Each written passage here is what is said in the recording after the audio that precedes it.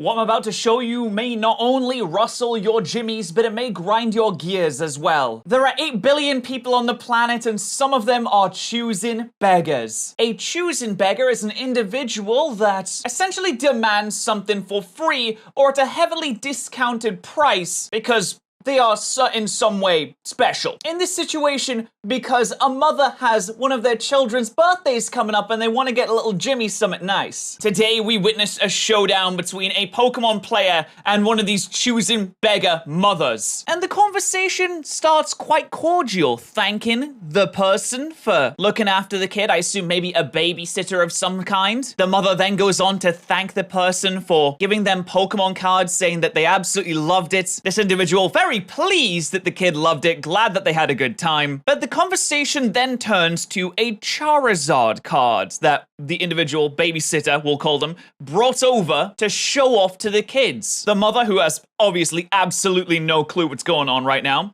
shows one of these Charizard cards and said, is it this one? To which babysitter replies, it's the same character, but mine's from the original print, and that's why they were excited to see it, because it's one of the OGs. So she says, oh, okay, is it one of these? And they reply, yes, the design's pretty similar, but I think that's the reprinted version. So you're looking here, you're seeing a Charizard, it's the base set Charizard, and most people nowadays, after the Pokemon boom that Logan Paul introduced, knows how important and how pricey this base set Charizard is, especially since he said that's the reprinted version. I imagine they had the first edition, which is astronomically more valuable than just the base set of Charizard. But everything's going well so far, you know, they're just having a conversation about the cards, they're trying to figure out what's going on, like, oh, little Jimmy liked this card, that's great. The mother having a hard time understanding what's going on, but says, little Jimmy's birthday's coming up and loves your card. Would you consider letting me buy yours as $140 as per that eBay listing? I can pay cash. So,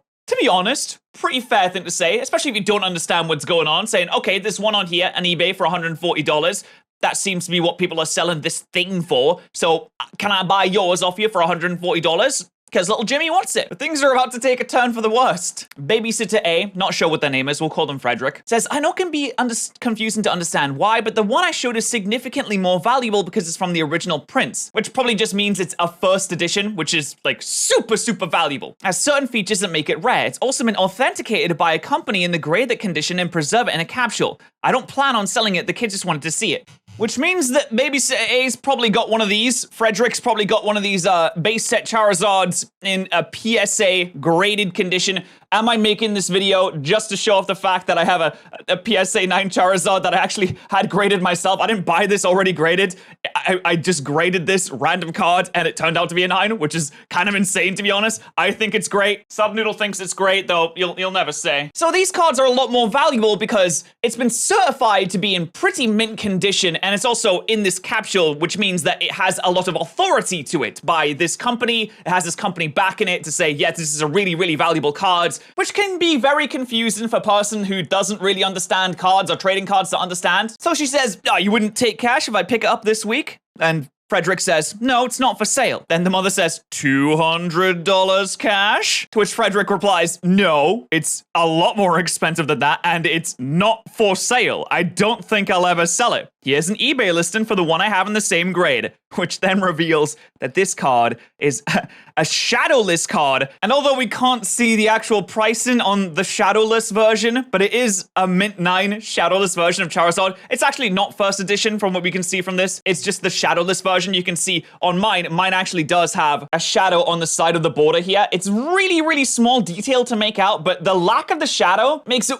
way more valuable. To which the mother has what's probably the normal, appropriate human response of, are you kidding me? But Frederick, being pretty nice, says, not joking, but yeah, there's a big market for these kind of cards. And here's where things take a turn for the hilarious. The mother says, that's completely ridiculous, unfair price, very disappointed as Jimmy looks up to you. Frederick, a little bit confused at this point, says, I'm not sure what you want me to say. I looked after your kid for free in my own time, gave him free cards from my collection, and I'm not even selling this card, so I'm not sure what you're mad at. You can find different versions online for much less money if you want. It's not like Jimmy's gonna be super disappointed that you didn't get a shadowless version of the card. I'm sure Jimmy, if he's interested in the hobby, probably knows that it's really, really expensive anyway. The mother then says, completely ridiculous! I'm frankly disgusted! Then follows up with, quite sad, really, a grown man playing cards with kids. Which is an absolutely insane thing to say. This guy goes out of his way to babysit your kids for free,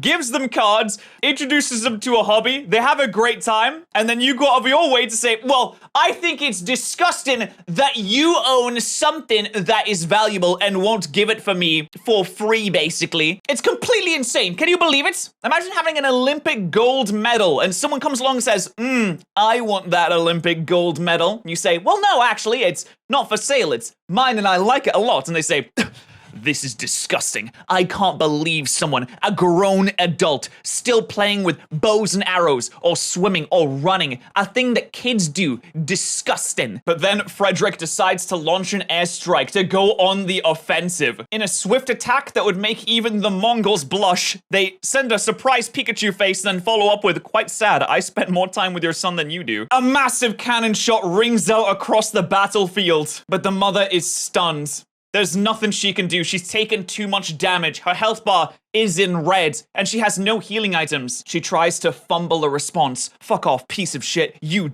.r trash. Never letting him attend again. To which Frederick replies, we both know that's not true, lol. The mother, now stumbling, doesn't really have much options left. She has the equivalent of every status ailment at the same time. Burned, paralyzed, and frozen. All that's left is for a final attack to put her to sleep. She tries to retort by saying, I'm calling the, I guess, youth group or wherever it was they were hanging out and making sure you never work there again. Expect a call from them. And then hits up with the C word. Now, to be very clear, this is actually completely appropriate to use in this situation because they are Australian. But this is the moment where the final salvo of the war is shot. The Hiroshima of our little battle is about to be launched. Oh wait, Hiroshima was the city. The little boy, or the fat man, is about to be launched. Frederick starts with clarifying that they don't work there, they volunteer. And then, time for the knockout blow. Real scared. What are you gonna do? Spend a whole day with your son? And in the space of just 40 minutes, in a conversation about Pokemon cards, this woman's entire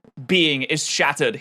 Her ego is dead. There are no reinforcements. There are no backup on the way. I imagine after reading this text, she just collapsed on the floor and started convulsing. But I absolutely love the entitlement of, you should give me this really, really expensive thing essentially for free because my son wants it, as if having a child entitles you to anything. And it is quite sad because I'm sure little Jimmy, the kid in the situation, is probably a really nice kid. He just wanted to see the cars and he was like, wow, that's great. But the mum took it upon herself to go absolutely AWOL and probably destroy the relationship that this babysitter, Frederick, or this carer, there's someone to take care of the kids and watch them for a bit, had with the kid as well. Because now the mother's probably gonna try and poison him against her, or him, whatever gender the sitter was, saying, oh no, little Jimmy, you can't see that person anymore, the one with the cool Charizard. No, he's terrible person. No, absolutely not. You're not allowed to see him anymore. Why? Don't ask questions. Go to your room. So sadly, little Jimmy will not only have a Charizardless birthday, but has to deal with the fact that they have this individual as a mother. I'm not sure which situation is worse. No, I'm definitely sure the mother one is worse. Anyway, I've been thinking about bringing the Subnoodle plushes back.